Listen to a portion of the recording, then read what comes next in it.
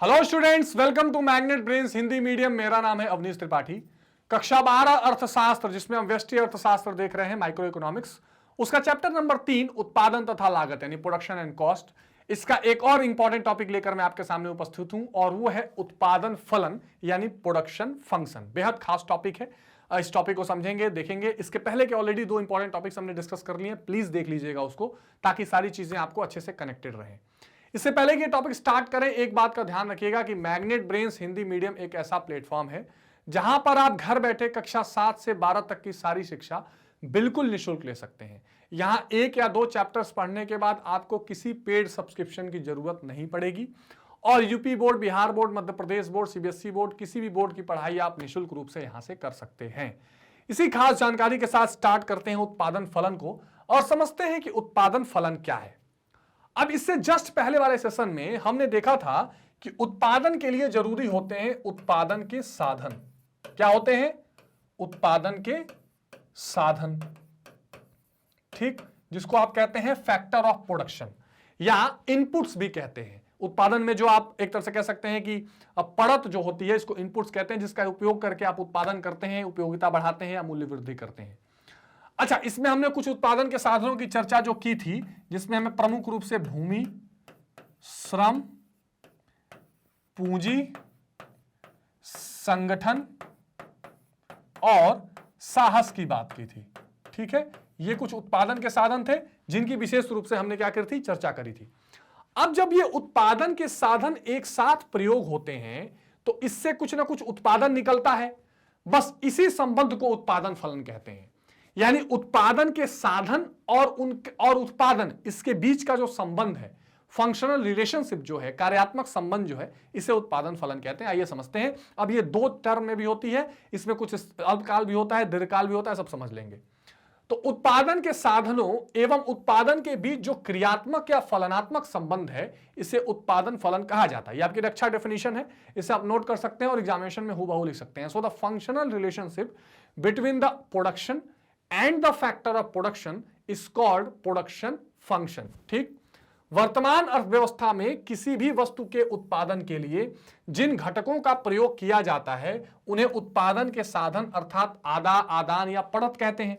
जिन चीजों का इस्तेमाल हम करते हैं उत्पादन के लिए उसे इनपुट कहा जाता है। इन साधनों में भूमि, श्रम, पूंजी, संगठन और साहस शामिल किए जाते हैं और जब इनके सहयोग से उत्पादन निकलता है तो उसे प्रदा या आउटपुट कहा जाता है। अब उत्पादन फलन हमें यह बताता है कि एक निश्चित समयावधि यानी एक टाइम के अंदर, देखिए 2 तरह की समयावधि है अर्थशास्त्र में, खासकर उत्पादन के लिए। एक है अल्पकाल यानी शॉर्ट टर्म और एक है दीर्घकाल यानी लॉन्ग टर्म। तो अब एक निश्चित, अभी चर्चा इस पे भी होगी, जब एक निश्चित समय के अंदर उत्पादन के आदानों में या साधनों में परिवर्तन से उत्पादन में किस प्रकार का परिवर्तन हो रहा है, इसे उत्पादन फलन कहते हैं। अब यहां समय क्यों आया? समय का मतलब यह है कि एक समय ऐसा होता है जब आप उत्पादन के सभी साधनों में चेंज नहीं कर पाते। समझिए बात को, क्योंकि उसको हम कहते हैं अल्पकाल या बोलते हैं शॉर्ट टर्म, शॉर्ट रन या शॉर्ट टर्म। मतलब आप यहां उत्पादन के सभी साधनों को नहीं चेंज कर पाएंगे, कुछ को स्थिर रखना पड़ेगा, कुछ को आप चेंज कर सकते हैं। ऐसी स्थिति में भी क्या प्रोडक्शन हो रहा है, कैसे उत्पादन में चेंज हो रहा है, वो भी उत्पादन फलन है। एक दीर्घकाल होता है जिसमें कोई साधन स्थिर रहता ही नहीं है, आप सभी साधनों को परिवर्तित कर सकते हैं। उस स्थिति में भी क्या उत्पादन में चेंजेस आते हैं, ये सारी चीजें हम उत्पादन फलन के अनुसार देखते हैं। उत्पादन फलन यह भी बताता है कि एक दी हुई तकनीकी विधि प्रबंध योग्यता के द्वारा उत्पादक आदाओं के विभिन्न संयोग से उत्पादन की अधिकतम मात्रा किस प्रकार प्राप्त कर सकता है। यहां क्या क्या वर्ड है, ध्यान रखिए। दी हुई तकनीकी विधि यानी टेक्निक आपके सामने दी हुई है, प्रबंधन की योग्यता भी दी हुई है, उत्पादन की आदाओं मतलब कि इनपुट भी दिया हुआ है। इन सबको मिला के कैसे उत्पादक मैक्सिमम प्रोडक्शन प्राप्त कर सकता है, मैक्सिमम या अधिकतम उत्पादन प्राप्त कर सकता है, इसी को उत्पादन फलन कहा जाता है। क्योंकि जो पूरा कंसेप्ट आप पढ़ेंगे, ये क्यों पढ़ रहे हैं? ये पढ़ रहे हैं आप उत्पादक की दृष्टि से उसके नफा नुकसान और संतुलन को समझने के लिए, तो इसलिए आपके लिए जरूरी होता है। सरल शब्दों में आदाओं एवं प्रदाओं के मध्य तकनीकी एवं भौतिकी संबंध को उत्पादन फलन कहा जाता है। आ रही बात समझ में? तो यहां क्या होता है, जो अदा और प्रदा के मध्य तकनीकी और भौतिकी संबंध है उसको हम क्या कहते हैं, प्रोडक्शन फंक्शन का नाम यहां पर देते हैं।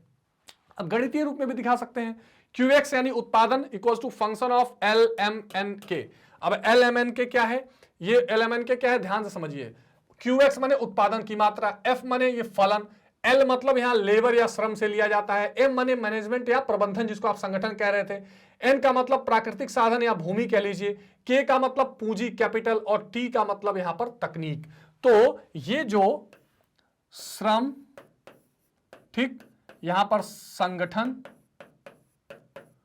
ठीक, यहां पर भूमि, ठीक, यहां पर पूंजी और ये जो तकनीक है, इन सब का आपस में जो संबंध है, जो क्रियात्मक संबंध, ये सब मिलकर जो उत्पादन की टोटल अमाउंट को प्रोड्यूस कर रहे हैं, इसी संबंध, इसी पूरे मैकेनिज्म को उत्पादन फलन कहा जाता है। अब जाहिर सी बात है, इसमें से अगर अल्पकाल होगा तो कुछ को बढ़ाया जाएगा, घटाया जाएगा, कुछ स्थिर रहेगा। जैसे मान लीजिए यहां पर ले लिया जाएगा, लेट सपोज यहां पर ले ली गई भूमि 1 हेक्टेयर 1 हेक्टेयर 1 हेक्टेयर 1 हेक्टेयर, अगर अल्पकाल है तो ये 1 हेक्टेयर से बढ़ेगी ही नहीं, ठीक। यहां पर हम ले लेंगे श्रम, ठीक है, ये हम हो सकता है बढ़ा लें, ठीक, और यहां पर होगा टोटल प्रोडक्शन, तो ये 2 4 6 8 मान लीजिए ऐसे आ जाएगा।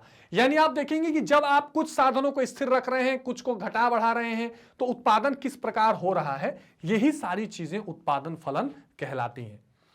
अब सैमुएल्सन ने कहा है कि उत्पादन फलन वह तकनीकी संबंध है जो उत्पत्ति के विशिष्ट साधनों के प्रत्येक समूह द्वारा उत्पादित कर सकने वाले अधिकतम उत्पादन की मात्रा को बताता है। यानी जो उत्पादन का समूह है, जो उत्पादन के साधनों का ग्रुप या समूह है, उससे अधिकतम कितना उत्पादन मिल सकता है, यह उत्पादन फलन कहलाता है। यह एक निर्धारित तकनीकी ज्ञान के संदर्भ में परिभाषित किया जाता है। तो जो टेक्निकल नॉलेज है, इसके संदर्भ में इसको डिफाइन किया जाता है। ये एक इंपॉर्टेंट बात है। विशेषताएं क्या है? उत्पादन फलन उत्पादन के साधनों और उत्पादन की मात्रा के बीच भौतिक और तकनीकी संबंध है। उत्पादन फलन का संबंध समय की इकाई से है। उत्पादन फलन में साधनों को विभाजनीय और परिवर्तनशील मान लिया जाता है।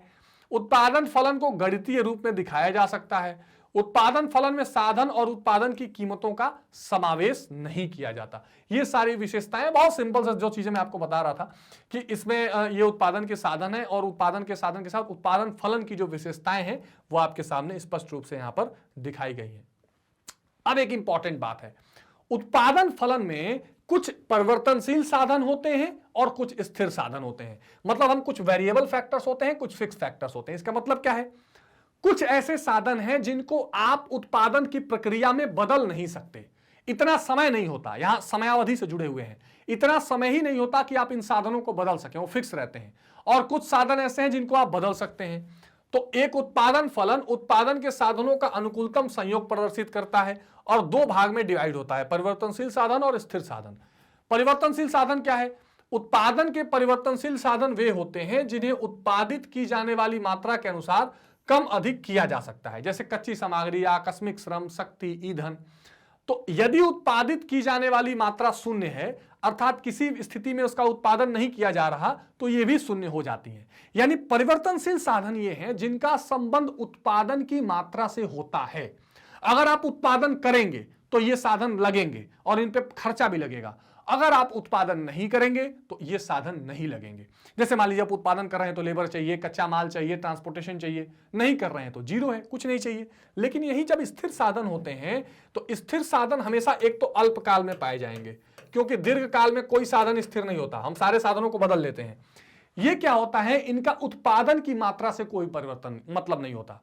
जैसे मान लीजिए आपने कोई भूमि किराए पे ली हुई है, अब आप वहां उत्पादन करिए या मत करिए, वो खर्चा आपको लगेगा। जो टेलीफोन का कनेक्शन लिया है, मिनिमम जो चार्ज आता है वो तो लगेगा, चाहे उत्पादन 1 यूनिट हो चाहे 50 यूनिट हो। तो उत्पादन के स्थिर साधन उत्पादित की जाने वाली मात्रा के आधार पर परिवर्तित नहीं किए जाते। उत्पादन की प्रत्येक मात्रा के समय ये स्थिर रहते हैं। जैसे भवन, प्लांट, मशीनरी, स्थायी स्टाफ जो है, ऐसे स्टाफ जो सैलरी पर हैं, तो आप उत्पादन करिए ना करिए उनको सैलरी तो देनी पड़ती है। तो यदि उत्पादन कार्य नहीं किया जा रहा या शून्य है तो इन्हें हटाया नहीं जा सकता, लेकिन जो परिवर्तनशील साधन है उनको तुरंत हटाया जा सकता है। तो ये दो तरह के साधन होते हैं, ये भी ध्यान रखिए। और लास्ट में इसमें एक और चीज आप समझते चलिए कि अल्पकाल और दीर्घकाल का मतलब क्या है।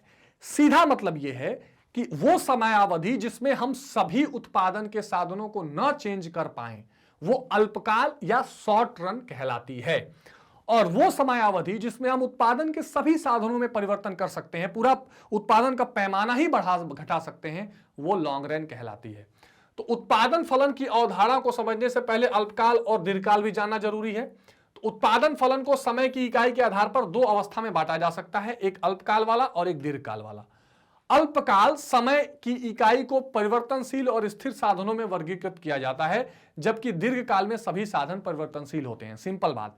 तो जो अल्पकाल है उसमें स्थिर साधन भी रहेंगे, उसमें परिवर्तनशील साधन भी रहेंगे, जबकि जो दीर्घकाल है उसमें केवल और केवल परिवर्तनशील साधन रहेगा, क्योंकि हम सभी साधनों को वहां बदल सकते हैं। बहुत सिंपल कहानी है, ये आप समझते हुए चलेंगे। अल्पकाल में एक फर्म उत्पादन के सभी साधनों को परिवर्तन नहीं कर सकती, केवल परिवर्तनशील साधनों को ही कम अधिक कर सकती है। मान लीजिए श्रम की इकाई बढ़ा दी, लेकिन जो उत्पादन हेतु स्थिर साधन है जैसे प्लांट, मशीनरी, भवन, इसमें कोई चेंज नहीं किया जा सकता। सिंपल है। उत्पादन की अधिक मात्रा प्राप्त करने के लिए अधिक श्रम शक्ति और कम मात्रा के लिए कम श्रम शक्ति लगाया जा सकता है। तो जो परिवर्तनशील साधन है उनको कम ज्यादा किया जा सकता है, लेकिन जो स्थिर साधन है उनको कम ज्यादा नहीं किया जा सकता। दीर्घकाल में एक फर्म उत्पादन के सभी साधनों में परिवर्तन कर सकती है। दीर्घकाल में उत्पादित मात्रा के विभिन्न स्तरों के अनुरूप किसी भी साधन की मात्रा को अधिक किया जा सकता है। दीर्घकाल में फर्म को इतना अधिक समय, यह ध्यान रखिए, इतना अधिक समय मिल जाता है, या आप कह सकते हैं कि पर्याप्त समय होता है कि सभी घटकों या सभी साधनों में वो चेंजेस कर सके। तो अब कोई डाउट तो नहीं होगा। अल्पकाल मतलब जब आप सभी साधनों को न बदल सकें, दीर्घकाल मतलब जब आप सभी साधनों को बदल सकें। तो ये बहुत क्लियर कट बात है जिसे आपने ध्यान में रखना है। तो ये थे उत्पादन फलन या प्रोडक्शन फंक्शन की कहानी, जिसमें आपने देखा कि उत्पादन के साधन और होने वाला उत्पादन के बीच का जो संबंध है वो उत्पादन फलन है। इसमें दो तरह के साधन है, स्थिर और परिवर्तनशील, और दो काल है, अल्पकाल और दीर्घकाल। अगले टॉपिक में मैं आपसे बात करूंगा कि अल्पकाल में जो परिवर्तनशील साधन हैं वो कैसे लगाने पर अलग अलग अवस्था या अलग अलग प्रतिफल देते हैं, जैसे लॉ ऑफ वेरिएबल प्रोपोर्शंस या परिवर्तनशील साधनों के अनुपात का नियम कहा जाता है। बहुत इंटरेस्टिंग टॉपिक है, इसकी चर्चा अगले टॉपिक में करेंगे।